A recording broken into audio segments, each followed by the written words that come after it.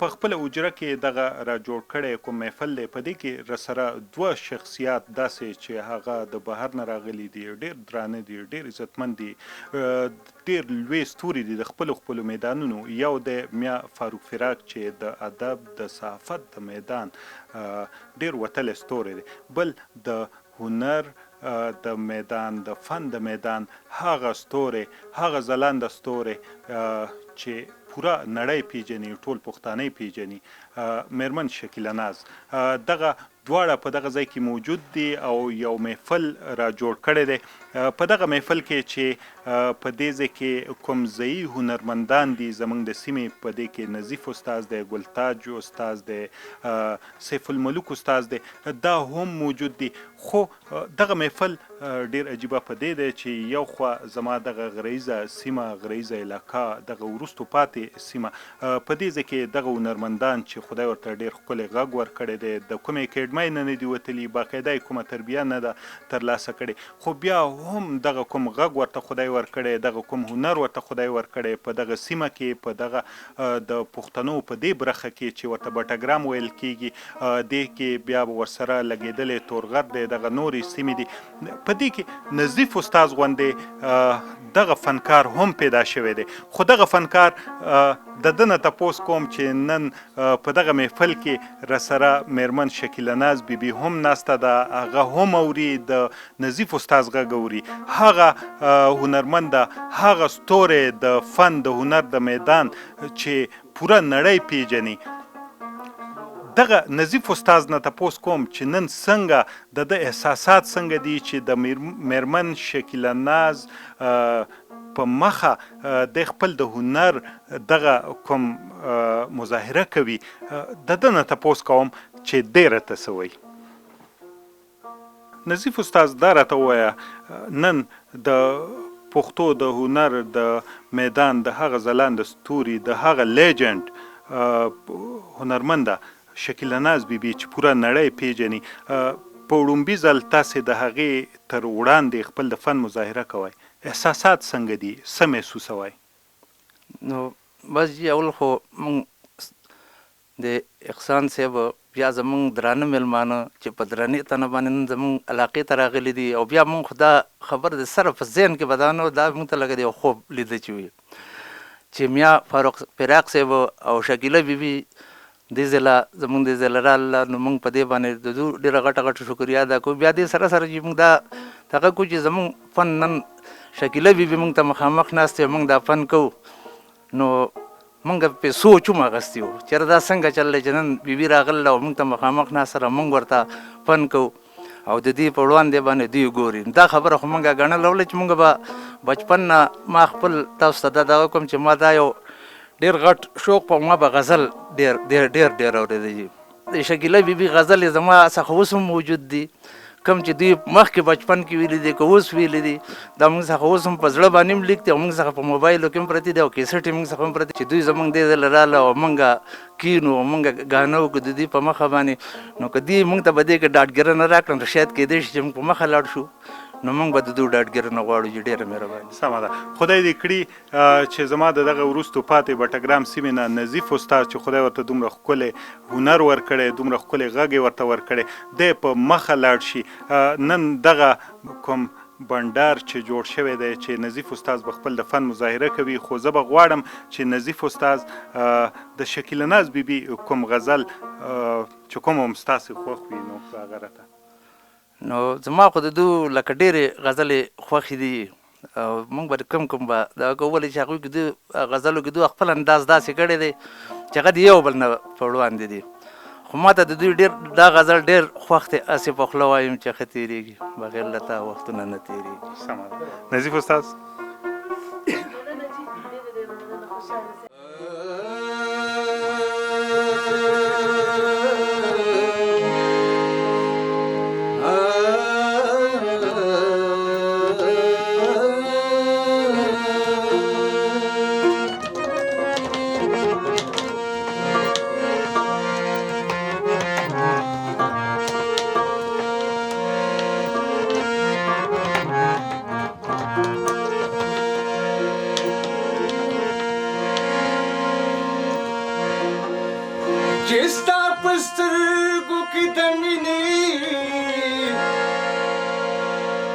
नजर पात न देख कुलिया जाना न उसिहा गासर पात न दे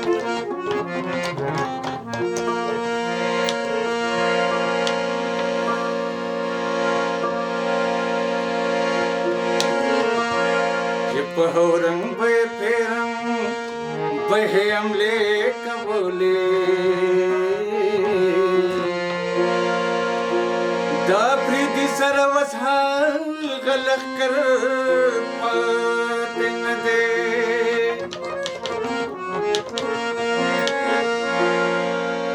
हसे बखला हुआयम चिखातीरीगी बखेलता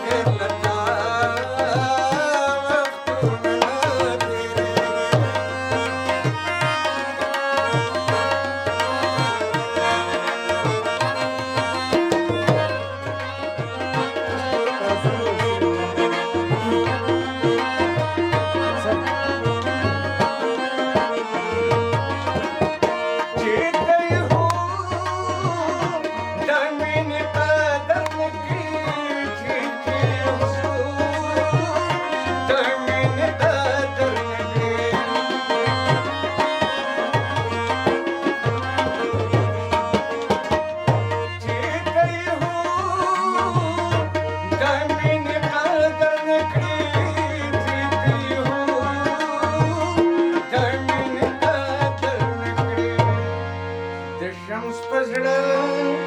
باندې بس تیریږي پر خیر له تا وختونه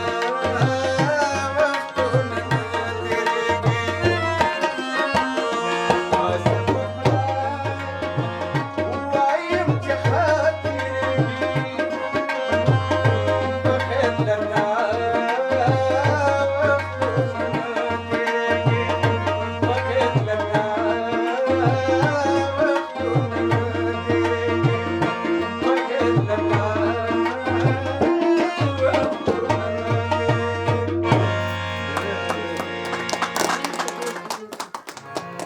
بغیر له تا وختونه نه تیریږي. دا هم هغه شاعر دی شمس الزمان شمس، څوک چې هم په دې سیمه کې د بټګرام ضلع چې څه وخت کې صرف یوازې یو تاڼه وه، په دغه ځای کې تاڼېدار و او هغه یو بل غزل لیکلی و هم په بټګرام کې چې